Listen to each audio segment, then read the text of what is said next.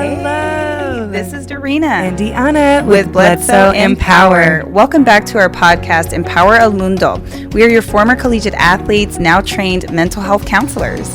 Yes, on this podcast, you can expect to hear about all things total wellness. That is going to include physical, emotional, mental, and spiritual connections. So make sure to tune in every single week because we'll be here. And we're on all social media platforms. So make sure you follow us and subscribe to Empower El Mundo. Let's get into it. Let's go. Hello. Hi. Welcome back. You guys, welcome back. Oh, this has been quite a run. The journey has been beautiful with this podcast. Yes, it has, especially with the series of Empowered as. You guys, we have finally completed all 5 sections of just dissecting the Empowered as Fuck journal. So if you haven't listened to those episodes yet, just run them back after you listen to this one. But so we're glad that you guys, for those of you who have been tuning in, thank you so much for the love that you guys have been showing on our podcast. Yes. As well as our YouTube channel. It's been beautiful. And everything that you guys have been sharing on our social media pages, on Empower El Mundo through Instagram and Facebook has been very helpful. The feedback is solid. The support is solid. It's all love, and we appreciate it. Yes, we do. So if you guys haven't yet purchased your own journal, it's available. We've got a couple remaining, so just click the link in our bio, or if you're on YouTube, click the link in the description, and you can find it there. So without further ado, let's get into today's topic. So listen, we are on like the last leg of February, so it's only right that we honor our ancestors, yes, the Black community, yes, and dive into what you don't know about mental health within the Black community. All right. We're here to share and drop some gems. We thought a little Erykah Badu would be nice. Just to like, she's a big part of Black community and my mental health. Yeah. Oh, my. I'm feeling fly. My money's gone. I'm all alone. This is the wrong part. It's when you get the audio. Listen, you guys get it though. Too much to see. The world keeps burning. Listen, we improv here. Oh, what a day. What a day. All right, you guys. So shout out to Erykah Badu. Anything she does is really top notch. Absolutely. Okay, so let's hop into this. Let's do it. First thing, let's kick it off with is let's get clear about what the differences are between mental health and mental illness. We hear those terms interchangeably when really they mean something different. So mental illness, this is going to be a range of conditions that can be diagnosed. They meet the criteria in order to be diagnosed as depression, anxiety, bipolar disorder, any of those different mental illnesses. That's what that is, essentially. So this totally impacts how you think, how you feel, how you behave, and the relationships that you have around you. Yeah, mental illness can be long-term. So it's something that is treated long-term. Like, let's compare it to a medical condition like COPD or diabetes. This is something that's treated long-term, and this is very similar to mental illnesses. What to expect is ongoing treatment, ongoing support, and consistent care. Mm-hmm. That's a fact. So that's mental illness. Mental health. Now, this is a state of well-being. So this is kind of like where we're consistently at over time. So people who have like a really high mental health value, or they really spend time on it, they tend to realize their potential as an individual. They identify with their purpose or their meaning in life.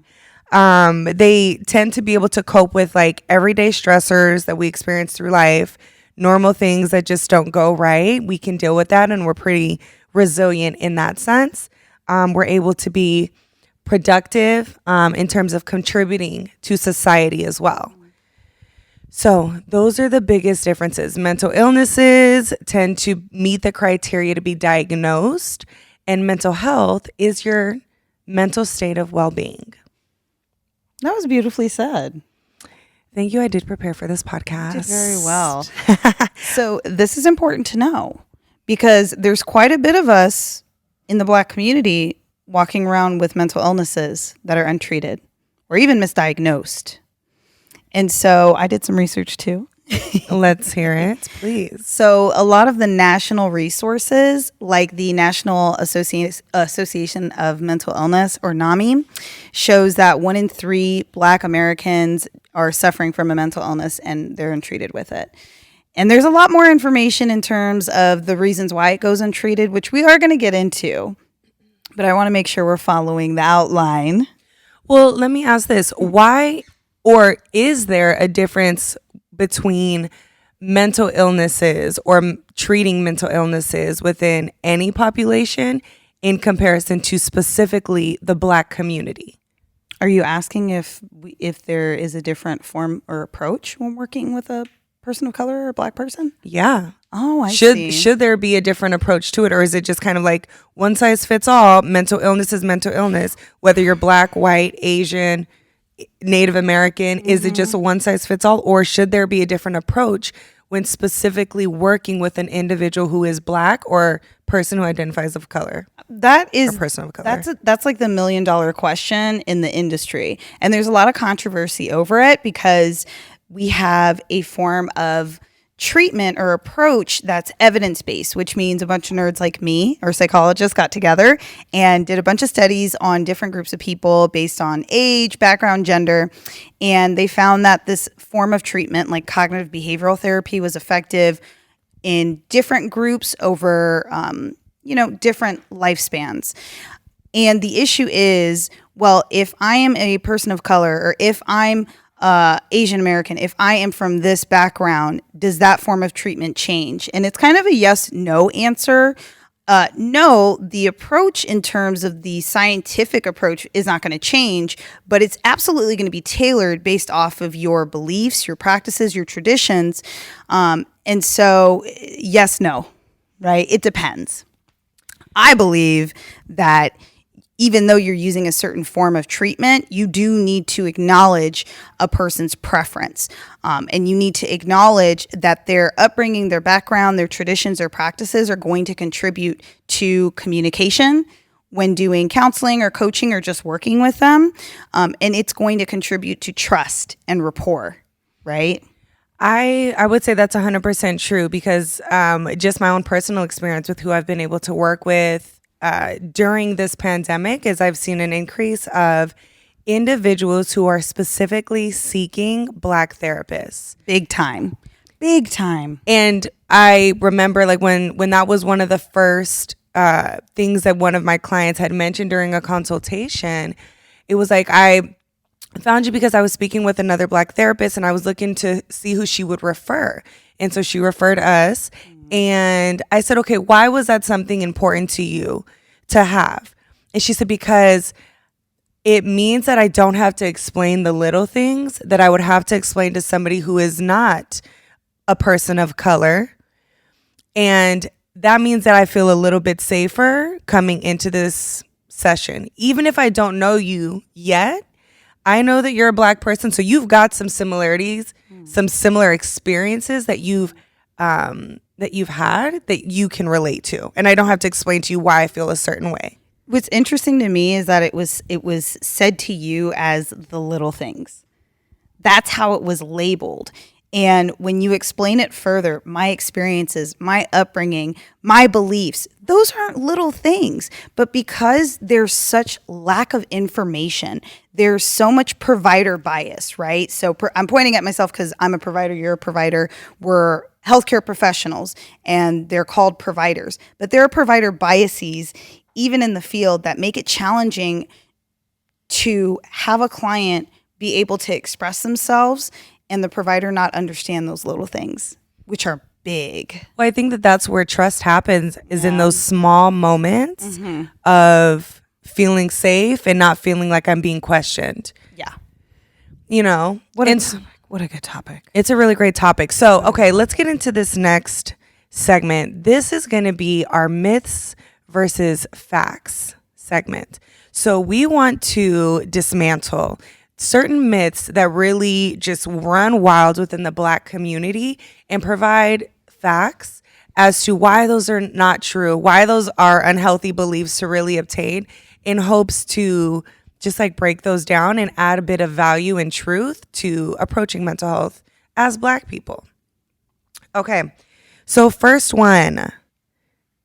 Okay, so this one I was able to find on the NAMI website, and it's so common. So a lot of people think that anybody who is SMI, seriously mentally ill or severely mentally ill, is violent and dangerous. Yeah. And that is such a myth. It is not true. The reality is, the statistic is for SMI individuals, in terms of them committing crimes that are dangerous or violent, it's 5%. And all of the other crimes that are committed during in the USA is from everybody else. You know what I mean? So it's like the number is not that large. Anybody who's committing a hateful crime, they have a lot of hate within their body, and hate is not a mental illness. Not at all. It's really ugly. It ain't cute on you. And the other part about it is that 5%, right? The 5% that we're seeing committing crimes or engaging in criminal activity. My question would be, how many of them are being treated? Right? Because it's such a low number of, like I said, 1 in 3 Black Americans actually seek out support. And even within that number, I found a statistic on NAMI that said about 16% are actually receiving the correct and competent form of treatment, which is pretty scary. It's pretty scary when you look at that. What that means is not only did I seek out help as a Black American, but when I got the help, it was either misdiagnosed, I was mistreated, or I worked with a provider that really didn't match me, or have enough knowledge in their scope of practice to treat me appropriately and effectively, which means I'm not going to go back to treatment, right? I'm going to lose my trust in being able to seek out help because the first time I did it, it wasn't the right form.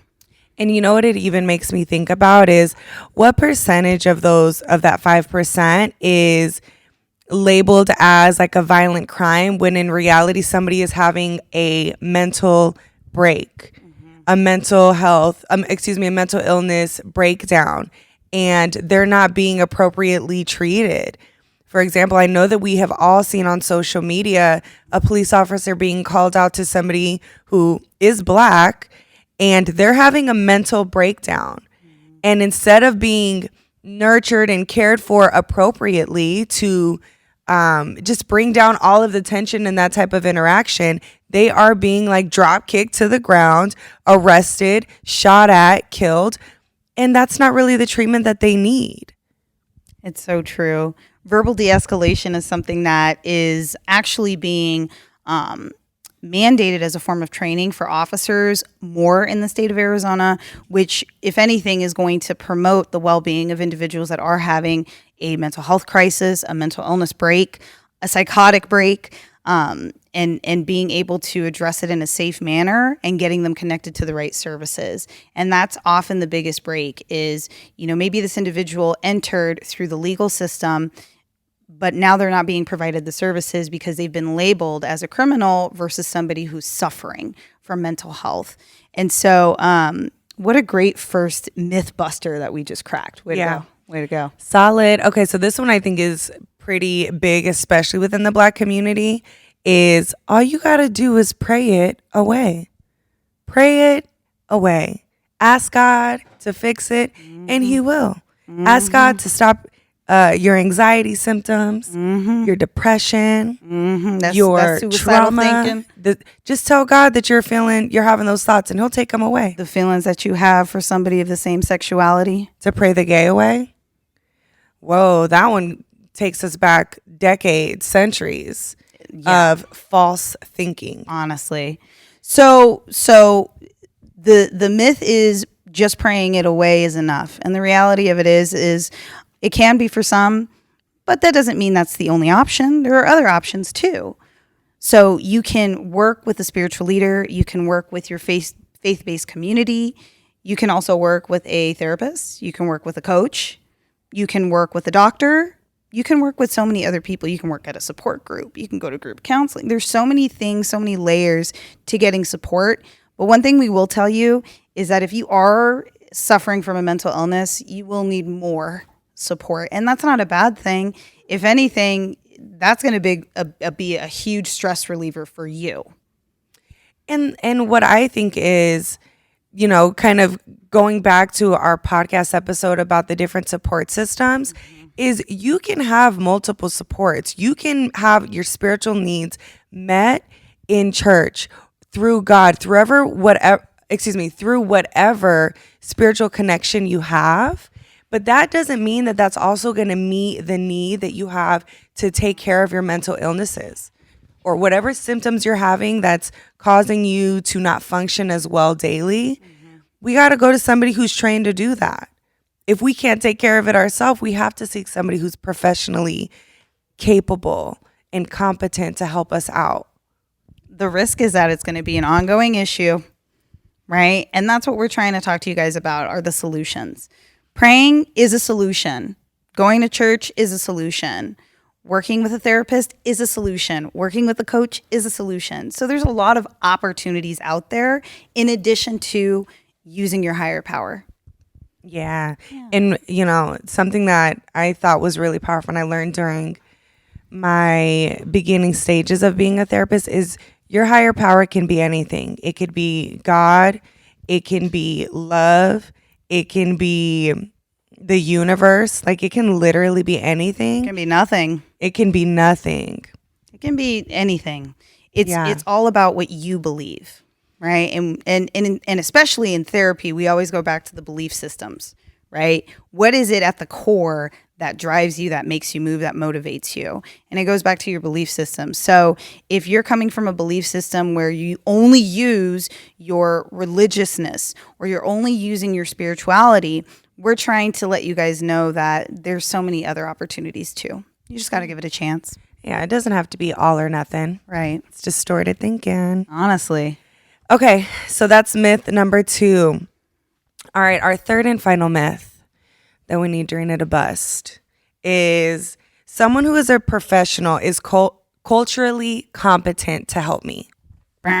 False. That was a good buzzard. Thank you.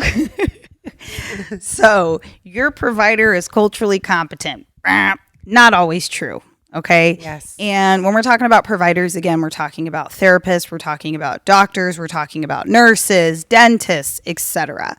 Right? Any healthcare professional you're working with, there is the chance that they may not be as culturally competent in comparison to somebody else that might match you on either a gender level, maybe a cultural level, maybe an ethnic, their background.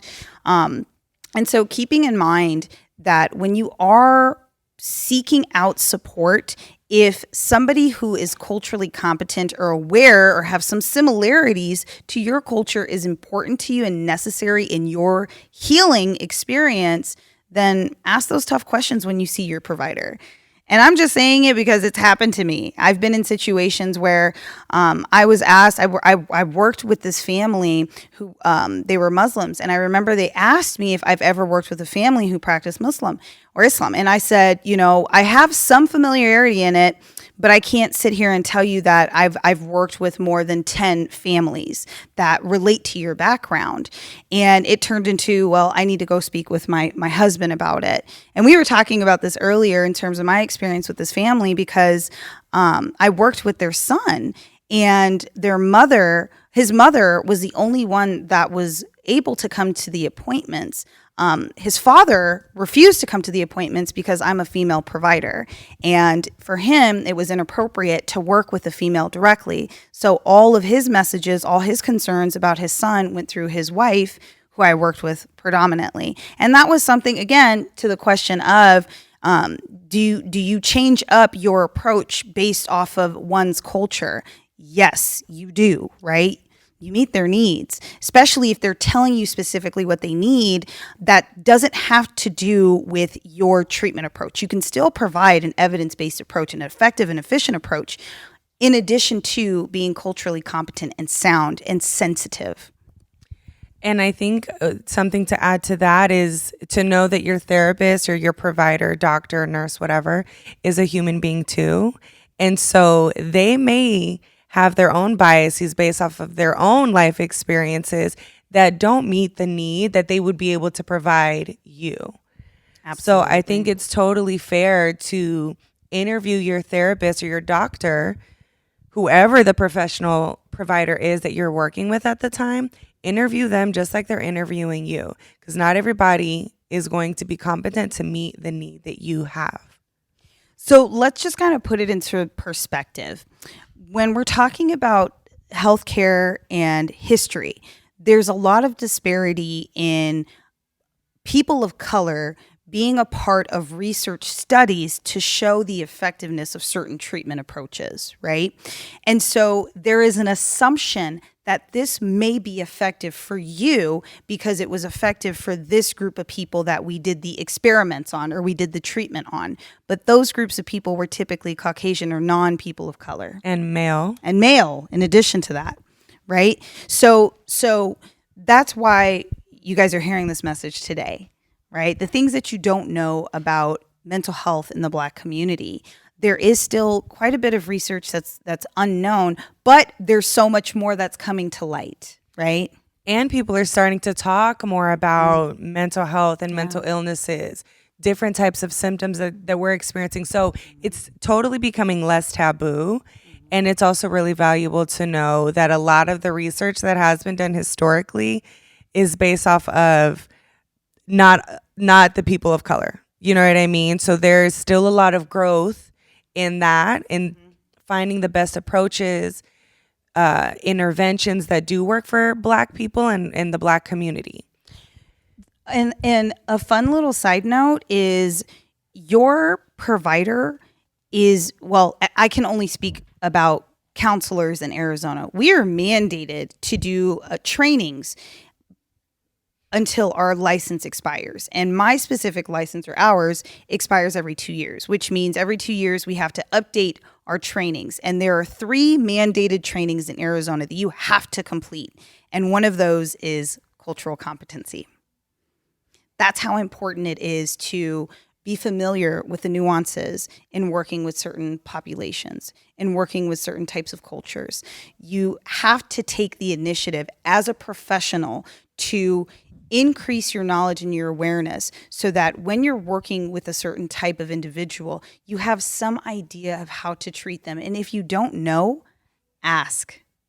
I can't tell you how many times I've been in situations like, just ask the client. Before we get past this segment, I want you to talk a little bit about something that you said earlier. So there are different interventions that were used back in the day that no longer are valid because they're just unethical. Yeah. And there's one specific one that I want Dorina to talk about because it's going to be offered here in the state of Arizona. So it's no longer going to be banned. We don't know yet. Oh, it's okay. So it's in conversation that it may no longer be banned. But basically what it is, it goes to the quote of what we, not necessarily the quote, but of the belief that you can just pray the gay away. And it's conversion therapy. Boo. It doesn't work. Boo. It's not a mental illness. Outdated. No, it's not. Who you are sexually and emotionally attracted to is not a mental illness. It has nothing to do with your mental health at all. And it's unfortunate that people still are pushing for this form of therapy to be approved in Arizona. And it's on a deeper level, right? It's not to say that conversion therapy isn't being offered, because chances are it is. It's just not being billed through insurance, right? And that's a big thing. And that's the biggest thing. Now we're seeing people trying to push it to become approved by the board of Arizona, right? The Behavioral Health Board of Arizona, as a ethical form of treatment. And I'll tell you one thing, people are shouting against it. A lot of providers in the community are shouting against it because it's just archaic, it's barbaric, it is unethical, it's ineffective. There's no science that supports it. And that makes me really nervous for like the younger generation. Yeah. You know what I mean? Because we all have seen that individuals as young as 5 years old have started to identify either as transgender, or they identify as gay or lesbian. So or non-binary, any of those different titles, I would say that. So under the age of 18, your parents are in control of all of that. So if you have a set of parents that are not as supportive with your sexuality or how you identify sexually, then there's going to be a big issue with the conversion therapy. Absolutely. So just something to be aware of, and just stay up to date on what's popping really in the mental health field in your state. Talk to a professional. So, another big part of mental health in the Black community is a study showed that 61% of Black Americans found that mental illnesses or mental health issues were a sign of personal weaknesses. It's so whack. It's whack. We're all people. We all struggle. We all have our moments. And some of our moments are longer than others. Some of our moments are long-term conditions, right? And so we got to break this belief. We got to break this barrier. We got to turn the stigma into something that is functional, right?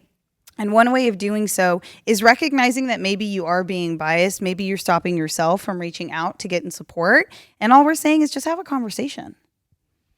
What's the worst that could happen? It can go a long way. It could. Okay, so let's move on to the next section or segment. Okay, so we want to talk about what mental illnesses or disorders are most prevalent within the Black community.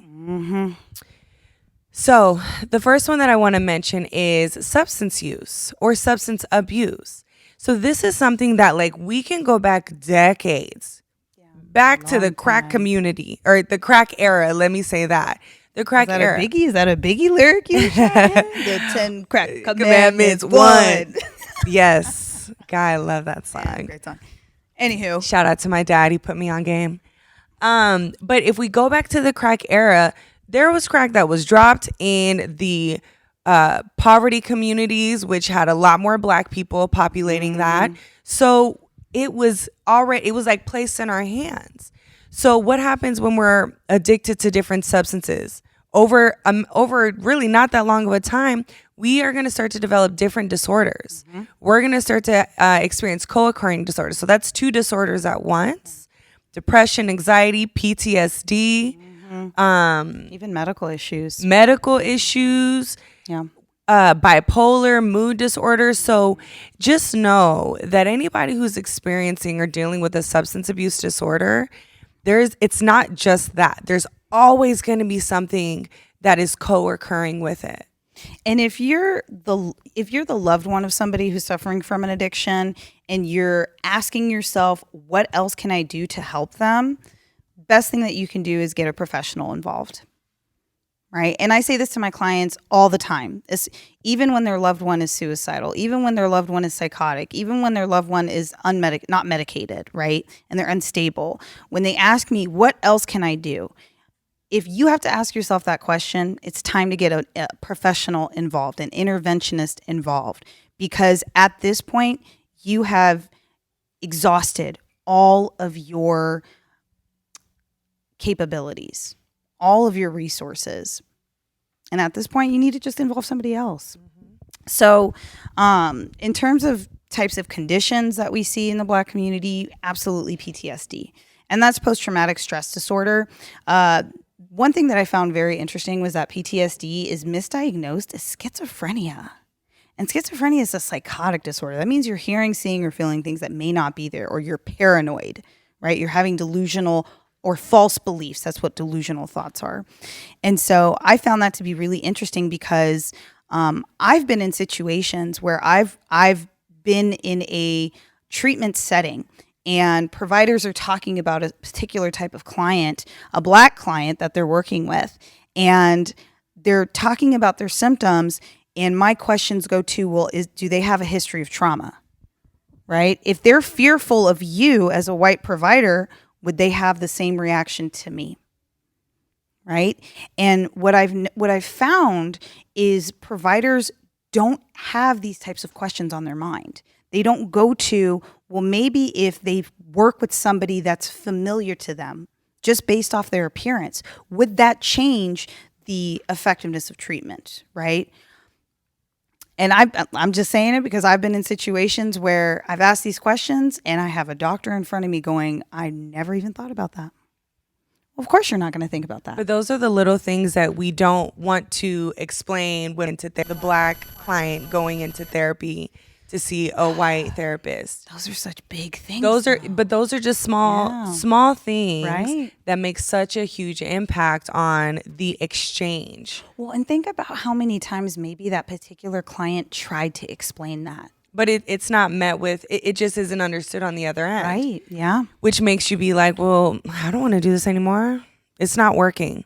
So just know. It will work. Yeah. It totally will work. It's just all work. about finding the person that it will work with. Absolutely.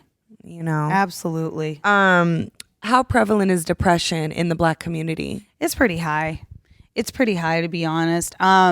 So of like the most prevalent, there's PTSD, there's depression, and then there's other anxiety-based disorders, which tend to look like social phobia, or generalized anxiety disorder. And so, in terms of my experience, I've treated way more PTSD in Black Americans than I have any other condition. And a lot of it has to do with like childhood trauma, lack of resources being available, lack of caregivers being involved, financial issues, instability in terms of living situation, abuse, you know. And I want to just kind of highlight that point because I think a lot of individuals think that PTSD, it's really the most common, or it's only going to be diagnosed for individuals who are in the military and mainly men.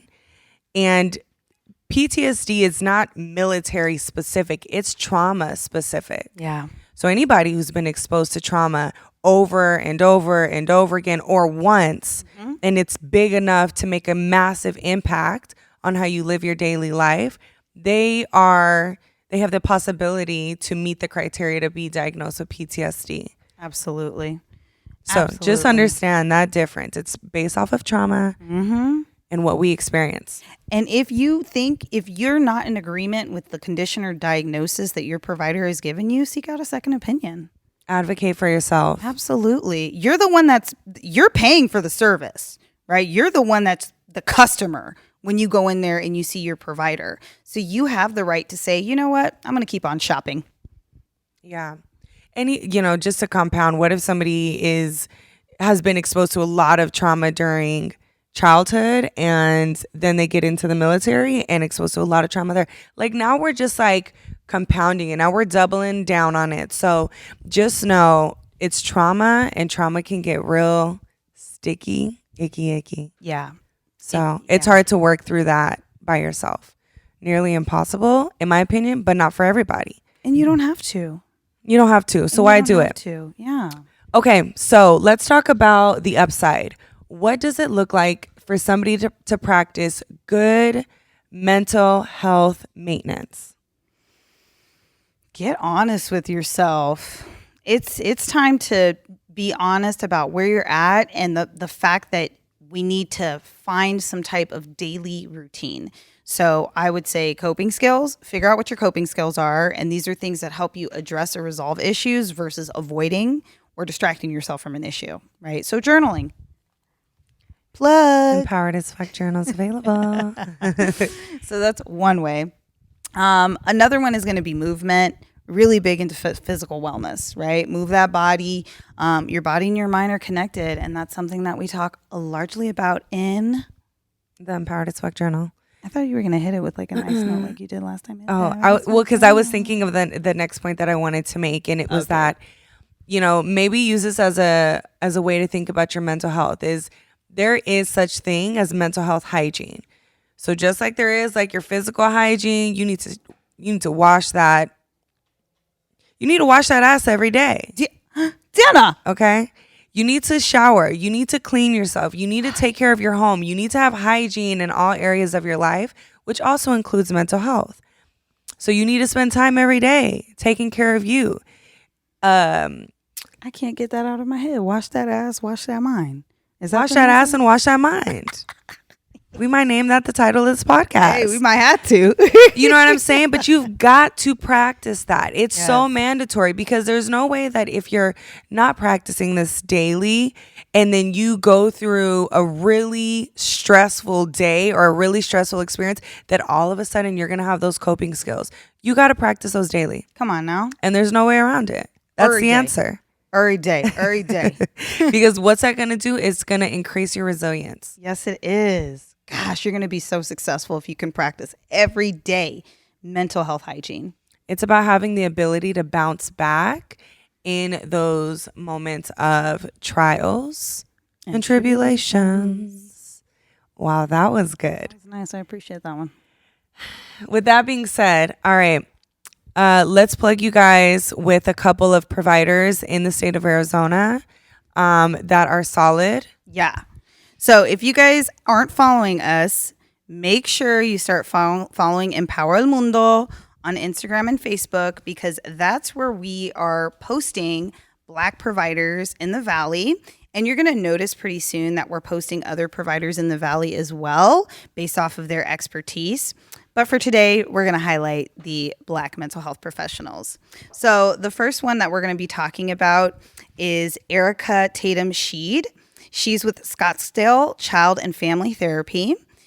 She out here, all right? And then we got Danica Williams. She is with Novus Leaf. She out here. The next one that we have is Dr. Tiffany with Renewed Psychological. She out here, all right? I don't know where the she out here came with, but I'm feeling it's really that hitting. one. It's really good. And these three women are Black therapists. They specialize in different areas, as Doreena's mentioned. Yes. If you guys go to our Instagram, we have even listed male providers in the state of Arizona. And they're also Black. So it's really a win. Come on now. Cool. Yes. So if you're ever wanting to know more resources, more information, get connected with us. All right.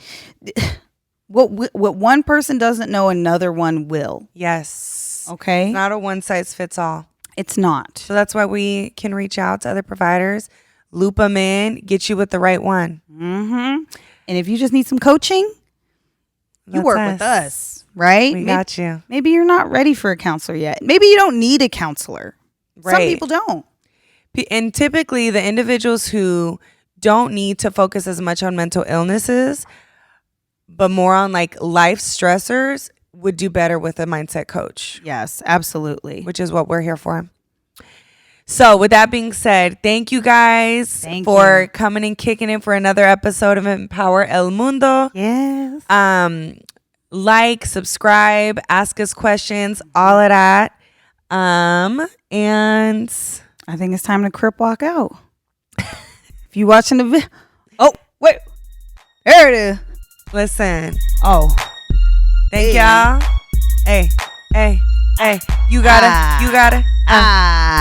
gotta be empowered to live empowered. Wait, I'm wearing blue. Thank you guys. Stay empowered as fuck. You gotta.